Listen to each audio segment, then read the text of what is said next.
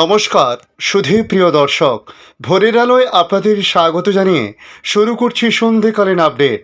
আর মাত্র কিছু সময়, আজও বিকেলের পর বদলাতে শুরু করেছে আবহাওয়া। ফের প্রকৃতির রুদ্ররূপ দেখবে কলকাতা। আজ শুক্রবার কোথায় কোথায় বাড়বে দুর্যোগ, কখন নামবে বৃষ্টি, কলকাতা জুড়ে কি আজ দুর্যোগের ইঙ্গিত জানিয়েছে আবহাওয়া দপ্তর, সমস্ত কিছু সংক্ষিপ্তভাবে তুলে ধরব এই ভিডিওর মাধ্যমে। পাশাপাশি জানাবো বাংলাদেশ আবহাওয়া দপ্তর বাংলাদেশ নিয়ে কী জানাচ্ছে।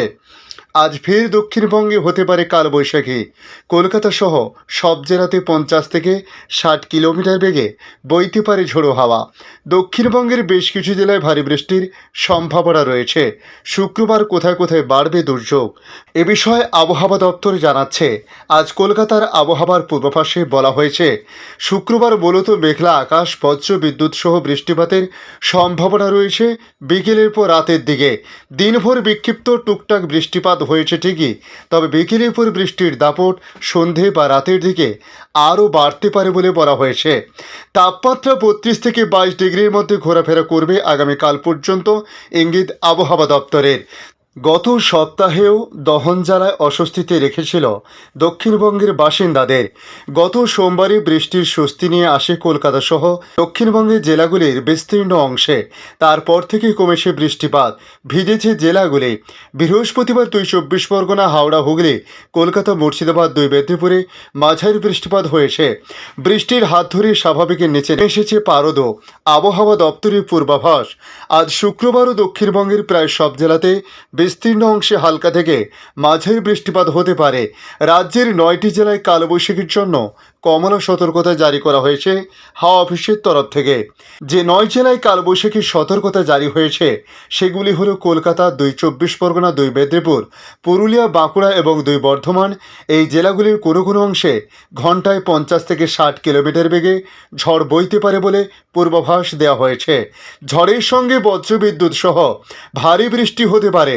দক্ষিণবঙ্গের বাকি জেলাগুলিতে শুক্রবার অর্থাৎ আজ ঝোড়ো হওয়ার গতিবেগ হতে পারে রাতের দিকে ঘন্টায় 40 থেকে 50 কিলোমিটার।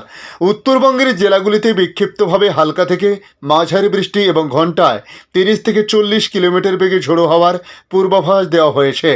উত্তরে হালকা বৃষ্টি হলেও রাজ্যের দক্ষিণের জেলাগুলিতে রবিবার থেকে বৃষ্টি ক্রমশ কমে আসবে।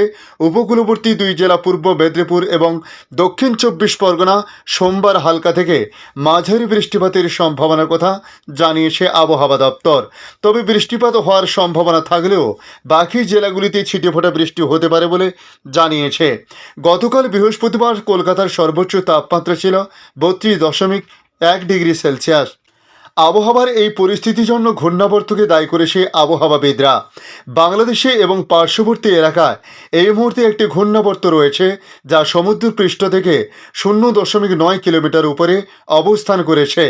এছাড়া উত্তর পূর্ব রাজস্থান থেকে দক্ষিণ আসাম পর্যন্ত একটি অক্ষরেখা বিস্তৃত রয়েছে, যার প্রভাবে বঙ্গোপসাগর থেকে প্রচুর জলীয় বাষ্প প্রবেশ করেছে গাঙ্গেয় বাংলায়।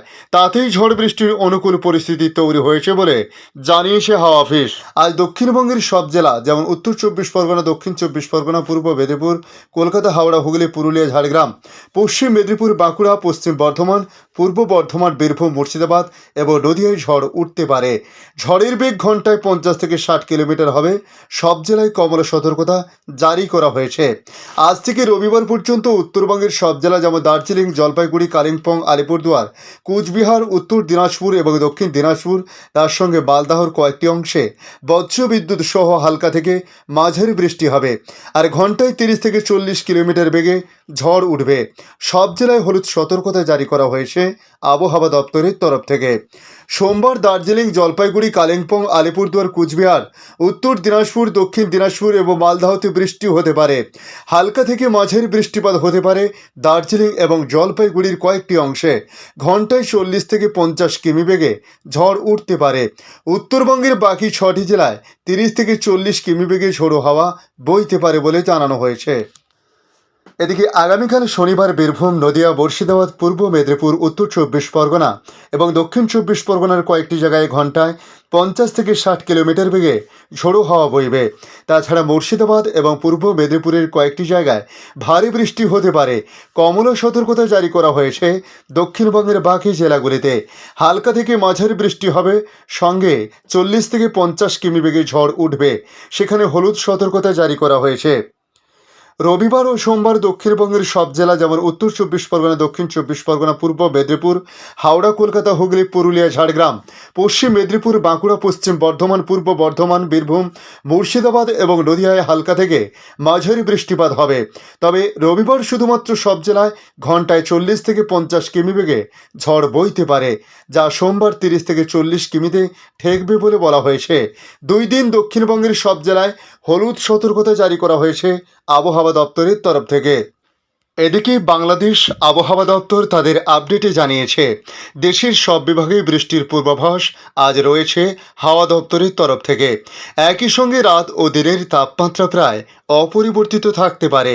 শুক্রবার 10 মে সকাল 9টা থেকে পরবর্তী 72 ঘন্টার আবহাওয়ার পূর্বাভাসে এমন তথ্য জানানো হয়েছে। এতে বলা হয়েছে ঢাকা, ময়মনসিংহ, খুলনা, বরিশাল ও সিলেট বিভাগের অনেক জায়গা এবং রাজশাহী, রংপুর ও চট্টগ্রাম বিভাগের কিছু কিছু জায়গায় অস্থায়ীভাবে দমকা বা ঝোড়ো হাওয়া সহ বৃষ্টি বা বজ্রসহ বৃষ্টি হতে পারে। সেই সঙ্গে কোথাও কোথাও বিক্ষিপ্তভাবে শিলাবৃষ্টি হতে পারে বলে জানানো হয়েছে। আবহাওয়াবিদ মোহাম্মদ মনোয়ার হোসেন জানান, শনিবার তাপমাত্রা অবস্থা অপরিবর্তিত থাকতে পারে। একই সঙ্গে রবিবার থেকে সারা দেশে দিন এবং রাতের তাপমাত্রা সামান্য বাড়তে পারে। অন্যদিকে বৃহস্পতিবার সন্ধ্যে 6টা পর্যন্ত দেশের অভ্যন্তরীণ নদীবন্দরগুলোর জন্য আবহাওয়ার পূর্বাভাসে বলা হয়েছে, রাজশাহী, পাবনা, বগুড়া, যশোর, কুষ্টিয়া এবং খুলনা অঞ্চলের উপর দিয়ে পশ্চিম বা উত্তর পশ্চিম দিক থেকে ঘন্টায় 45 থেকে 60 কিলোমিটার বেগে বজ্রবৃষ্টি সহ অস্থায়ীভাবে দমকা বা ঝোড়ো হাওয়া বয়ে যেতে পারে। এসব এলাকার নদীবন্দরগুলোকে 1 নম্বর সতর্ক সংকেত দেখাতে বলা হয়েছে। ধন্যবাদ সম্পূর্ণ ভিডিওটি দেখার জন্য। ভালো লাগলে লাইক, শেয়ার, কমেন্ট করবেন। কমেন্টে অবশ্যই জানাবেন আপনার এলাকার নাম। বর্তমান সেখানকার আবহাওয়ার পরিস্থিতি কী রয়েছে তা জানাতে ভুলবেন না। পাশাপাশি নতুন বন্ধুদের কাছে রিকোয়েস্ট করব, চ্যানেলটি সাবস্ক্রাইব করে রাখুন, তাহলে পরবর্তী আপডেটগুলি অতি সহজে আপনাদের কাছে পৌঁছে যাবে। ভালো থাকুন, সুস্থ থাকুন, ধন্যবাদ।